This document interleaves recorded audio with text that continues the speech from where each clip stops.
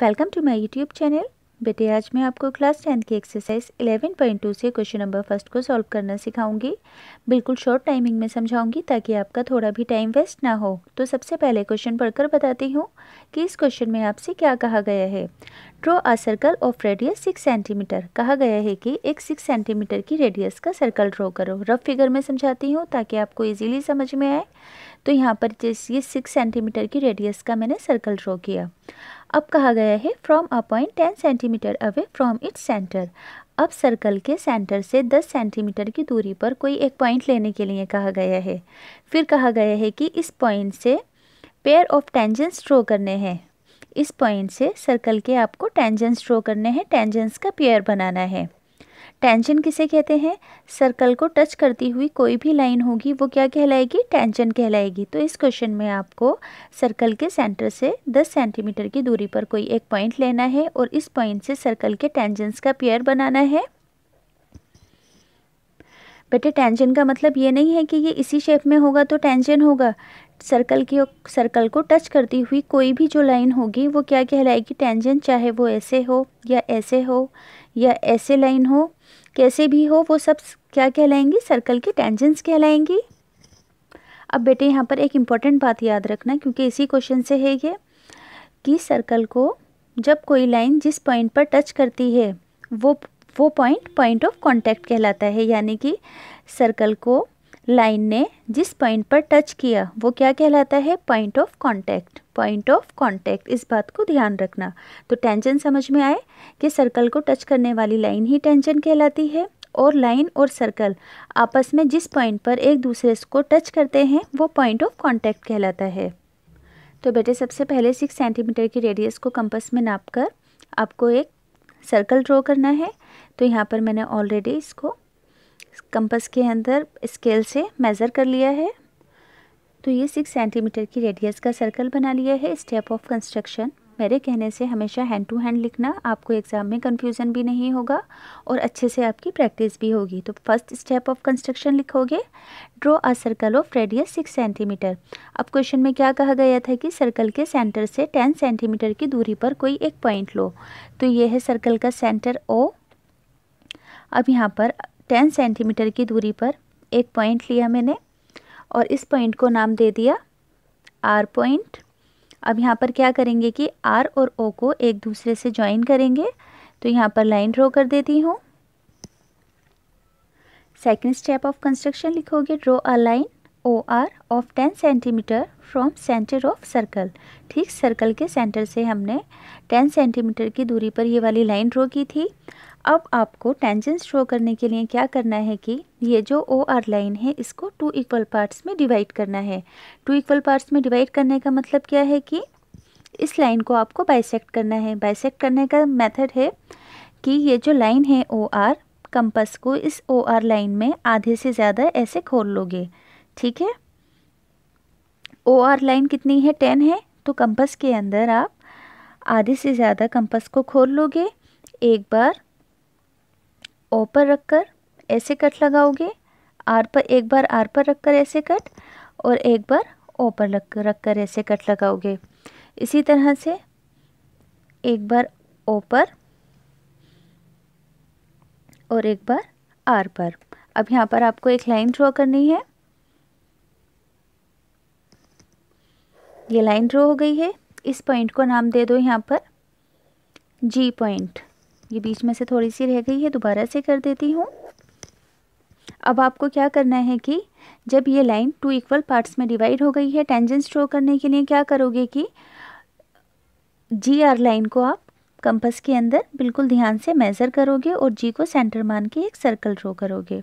ठीक है, मैंने ध्यान से मेज़र किया। अब G को सेंटर मान के सर्कल ड्रॉ कर दूंगी। तो बेटे ये सर्कल ड्रॉ हो गया है। स्टेप्स ऑफ कंस्ट्रक्शन में लिखोगे, bisect the line OR at point G। यहाँ पर हमने OR लाइन को पॉइंट G पर बाइसेक्ट किया था। फोर्थ स्टेप में हमने क्या किया था कि RG को रेडियस लेते हुए ये सर्कल ड्रॉ किया था। Taking RG S radius and draw a circle. अब बेटे इस छोटे वाले सर्कल ने बड़े वाले सर्कल को जिस पॉइंट पर कट किया है उस पॉइंट को नाम दे दो यहाँ पर Q पॉइंट, और इस वाले पॉइंट को नाम दे दो P पॉइंट। तो इस तरह से आपकी इस पॉइंट से जाती हुई टेंजेंट्स ड्रॉ हो जाएंगी। ड्रॉ कर कर बताती हूँ। ये रही, एक हो जाएगी QR और दूसरी हो जाएगी PR। ये रही ना, दोनों ही टेंजेंट्स हमेशा इक्वल बनती हैं। जब कभी किसी एक पॉइंट से टेंजेंट ड्रॉ करते हैं तो दोनों ही टेंजेंट की लेंथ इक्वल होती है। हमेशा ध्यान रखना कि जब कभी एक पॉइंट से टेंजेंट ड्रॉ करते हैं तो दोनों ही टेंजेंट्स की लेंथ इक्वल होती है, इसलिए मैंने ये इक्वल वाला साइन लगाया है यहाँ। बेटे तो ये दोनों टेंजेंट्स बन गई हैं, टेंजेंट्स का पेयर बन गया है जो कि दोनों एक दूसरे के इक्वल हैं क्योंकि एक ही पॉइंट से इनको बनाया गया है। 5th स्टेप्स ऑफ कंस्ट्रक्शन लिखोगे, join QR and PR। Last में लिखना ज़रूरी है, हैंस टेंजेंट्स आर फॉर्म। अब बेटे लास्ट में क्वेश्चन में कहा गया था कि आपको कैलकुलेशन करके इन टेंजेंट्स की लेंथ को फाइंड करना है। तो इन टेंजेंट्स की लेंथ को फाइंड करने के लिए एक बात हमेशा ध्यान रखना कि पहले यहाँ पर मैं लाइन ड्रॉ कर देती हूँ ताकि आपको टेंजेंट्स की लेंथ की कैलकुलेशन करनी इजीली समझ में आ जाए। एग्ज़ाम में भी आपको ऐसे ही ये डॉटेड लाइन ड्रॉ करनी है। जब कभी भी सर्कल के सेंटर से पॉइंट ऑफ कांटेक्ट पर कोई लाइन ड्रॉ की जाती है तो टेंजेंट के ऊपर ये वाली जो ये रेडियस है परपेंडिकुलर होती है। हमेशा ध्यान रखना कि जब कभी सर्कल के सेंटर से पॉइंट ऑफ कांटेक्ट के ऊपर कोई लाइन ड्रॉ की जाती है तो ये वाली लाइन, यानी कि ये इस सर्कल की रेडियस है, बड़े वाले सर्कल की रेडियस, ये वाली लाइन इस वाली टेंजेंट के ऊपर क्या है, परपेंडिकुलर है। इतनी बात हमेशा ध्यान रखना। पॉइंट ऑफ कांटेक्ट मैंने स्टार्टिंग में बताया था कि जिस पॉइंट पर टेंजेंट और सर्कल मिलते हैं वो पॉइंट ऑफ कांटेक्ट कहलाते हैं। तो ये वाली जो लाइन है इस वाली लाइन पर क्या है, परपेंडिकुलर है। अब अगर सर्कल की ये वाली रेडियस 6 सेंटीमीटर है तो ये वाली रेडियस भी बेटे क्या होगी, 6 सेंटीमीटर है। और यहाँ पर ये जो OR है यानी कि छोटे वाले सर्कल का डायमीटर हमने स्टार्टिंग में कितना लिया था, 10 सेंटीमीटर है। तो जब हमें किसी भी ट्राइंगल की 2 साइड्स हमें पता होती हैं तो तीसरी साइड हम इजीली पाइथागोरस थ्योरम का यूज़ करके निकाल लेते हैं। पाइथागोरस थ्योरम आपको पता ही होगी, आपको समझ में आ रहा है ना बेटे। ये जो छोटा वाला सेमी सर्कल है इसके अंदर इस तरह से ये ट्रायंगल बन रहा है। अब हमें ट्रायंगल की ये दोनों साइड पता है तो तीसरी साइड पाइथागोरस थ्योरम से निकाल लोगे।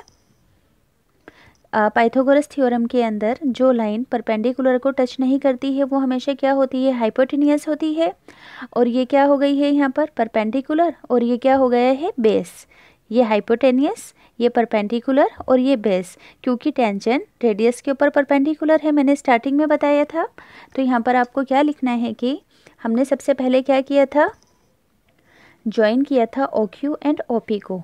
तो पाइथागोरस थ्योरम में कैसे करोगे, 6 square plus QR square is equals OR square. तो ये क्या हो जाएगा, 36 स्क्वायर। QR आपको फाइंड करना है।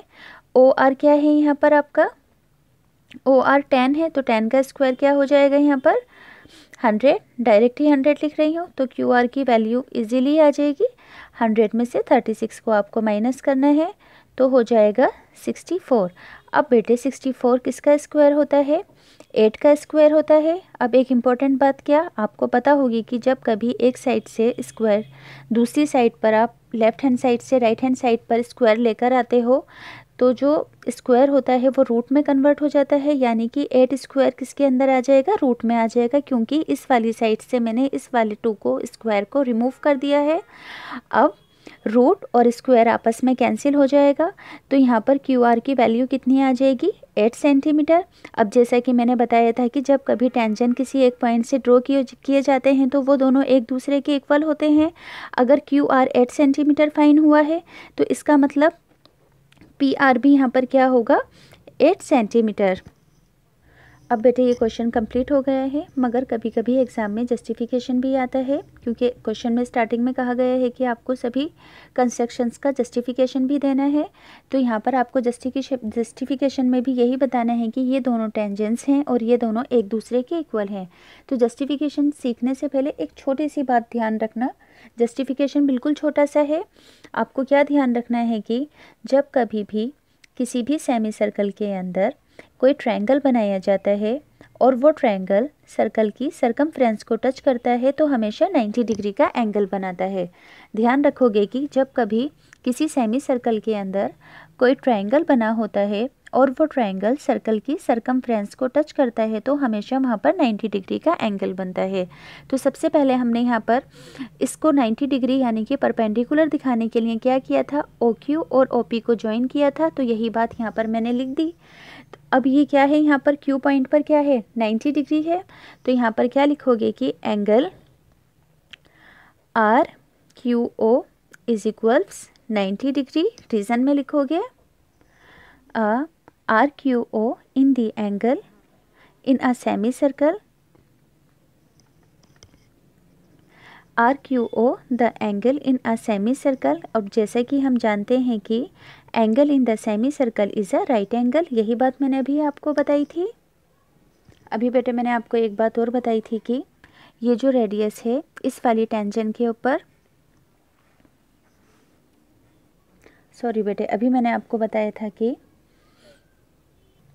ये वाली जो टेंजेंट है इस वाली रेडियस पर परपेंडिकुलर है, ये वाली जो टेंजेंट है इस वाली रेडियस पर परपेंडिकुलर है, क्योंकि ये पॉइंट ऑफ कांटेक्ट से 90 डिग्री का एंगल बना रही है। तो इसी बात को लिखोगे since tangent is always perpendicular to radius, कि QR परपेंडिकुलर है OQ के।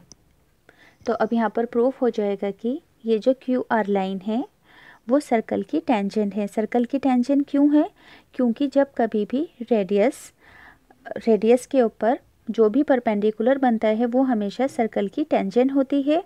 तो इसी वजह से यहाँ पर लिखोगे कि QR has to be tangent to the circle. ध्यान रखना कि रेडियस पर बनने वाला परपेंडिकुलर हमेशा सर्कल की टेंजेंट होता है।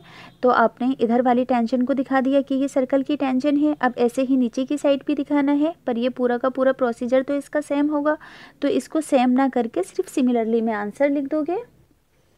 सिमिलरली PR यानी कि ये भी एक टेंजेंट है, PR is also tangent to a circle. तो बेटे क्वेश्चन कंप्लीट हो गया है। यकीनन आपको ये क्वेश्चन अच्छे से समझ आ गया होगा।